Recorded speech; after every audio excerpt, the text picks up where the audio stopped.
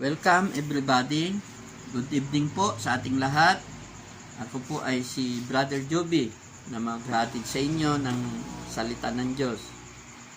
Ang pag-uusapan natin ngayon ay tungkol sa grasya ng Diyos. Ang key verse natin ngayon ay Ephesians chapter 2 verse 8 and 9. So, buksan po natin ang ating Bible.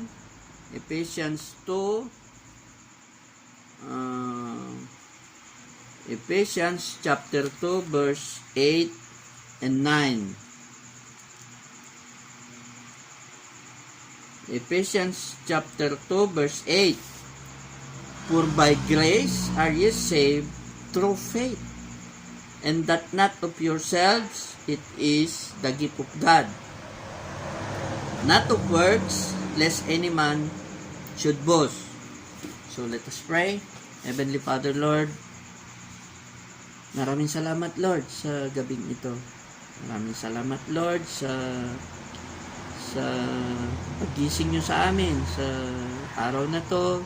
Salamat, Lord, at binigyan nyo na naman kami, Lord, ng isang araw na pamumuhay.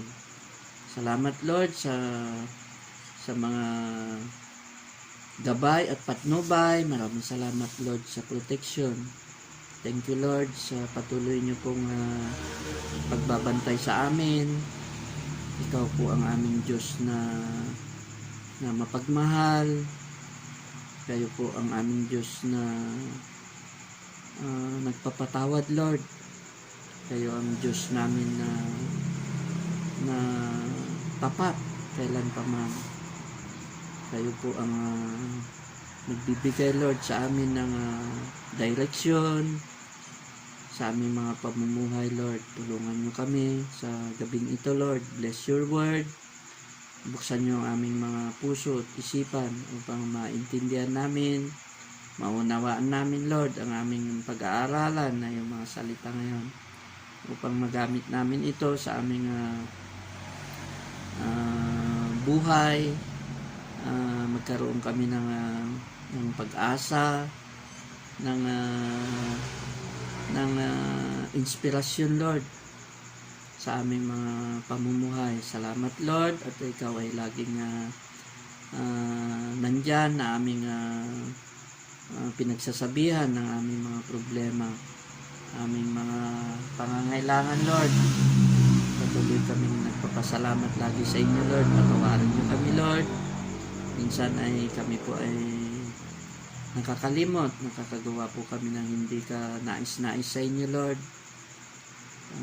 Forgive us, Lord. Magasan nyo kami, Lord, upang sa gabing ito ay magkaroon ng huwang ang yung mga salita sa aming mga puso. Gabayan nyo kami ngayong gabi. Ito po yung aming dalangin. In Jesus' name we pray. Amen. So, tingnan po natin ang verse na to. Ano ibig sabihin? Itong Ephesians po ay sinulat ni Paul. So, sabi niya, for by grace you are saved through faith, and that not of yourselves, it is the gift of God. So, ang ibig sabihin po ni Paul sa verse na to ay grasya lamang ng Diyos upang tayo ay maligtas. Maligtas saan? Sa impyerno. Oo. Dahil nung nagkasala si Adan at Eva, ay pumasok ang kamatayan. So, nung nagkaroon ng kasalanan ngayon, lahat ng tao ay mamamatay. Not only physical death, but spiritual death. So, ang mga tao ngayon, kung ano-ano ang ginagawa ng tao para maligtas o maresolba ang problemang iyan. Nandyan yung paggawa ng mabuti, pagsanib sa relihiyon, pero lahat yan ay walang saysay. So, ang sabi ni Paul, grasya lamang ng Diyos upang ikaw ay maligtas. sa pamamagitan ng pananampalataya kay Jesus. At tanggapin mo lang si Jesus bilang isang regalo at siyang magliligtas sa iyo. So, napakalinaw po nito na ang sinasabi niya ay hindi natin kayang iligtas ang ating sarili. Kasi sabi niya sa verse 9, not of works. Hindi natin kaya. Hindi sa pamamagitan ng gawa upang tayo ay maligtas, upang hindi makapagyabang ang mga tao. So, itong kaligtasan na to ay ginawa talaga ng Diyos sa pamamagitan ni Jesus. Pinadala niya si Jesus upang si Jesus ay maging alay sa pamamagitan ng kanyang dugo. Yun ang sa pamamagitan ng kanyang dugo, yun ang magiging maghuhugas sa kasalanan ng tao. So ito ay ang kaligtasan na to ay ginawa ng Diyos, ginawa ni Jesus. Si Jesus ang gumawa ng paraan, siya ang nagsakripisyo. So let us pray, mga kapatid. Kung gusto mo ang kaligtasan, lumapit ka kay Jesus.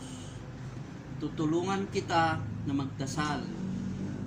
Tanggapin mo ang regalo ng Diyos sa pamamagitan ng grasya ng Diyos. Hindi ka karapat-dapat na tanggapin ang regalong ito, ngunit sa pamamagitan ng paniniwala at pananampalataya, tinatanggap mo si Jesus bilang regalo ng Diyos upang ikaw ay magkaroon ng buhay na walang hanggan. Nagsisisi ako, Panginoon, sa aking mga kasalanan. Tinatalikuran ko ito at tinatanggap kita as my Savior and Lord. Salamat, Lord, sa regalong ito. Hindi ako karapat-dapat, pero dahil sa pagmamahal mo sa akin, ako ay iyong iniligtas. Salamat, Lord. In Jesus' name we pray. Amen.